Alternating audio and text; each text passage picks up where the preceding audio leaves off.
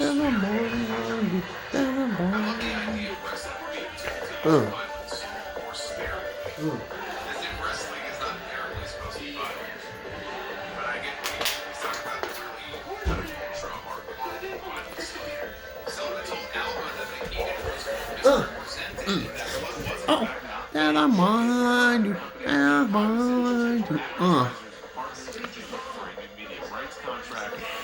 However, Silva said when addressing talent in the meeting, it was instead done to encourage the locker room to Mm. utilize brutality and intentional bleeding more sparingly, coming off two extreme instances in a short period of time. Silva said TNA is open to having blood or extreme violence scenes if talent and creative feels that it's earned for their story or stakes of the match. Also noting the logistical issues that can come with Excuse me. blood-stained mats or TV taping mats. There was some concern about Macklin, especially after his excessive bleeding in his match with Young, and Silva was in Mm. contact with him throughout that night to ensure that he was okay.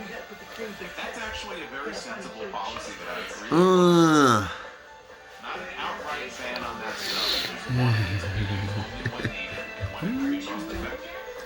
That's what the policy should be in every company. Because when you overuse the blood and guts, it doesn't mean anything. It's just lazy.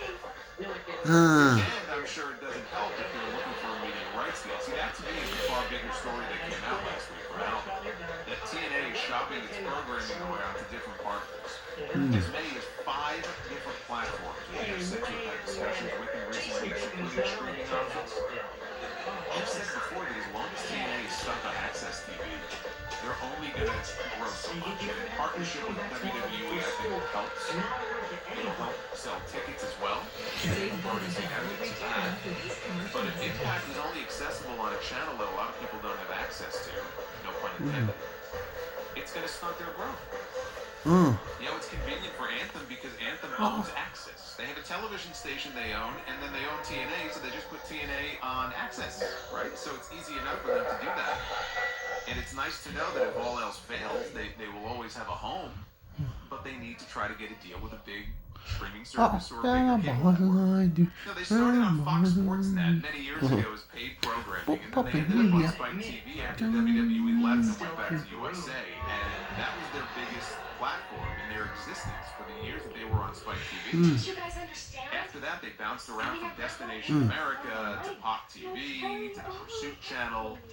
It was quite the pursuit for people just to find the fucking channel.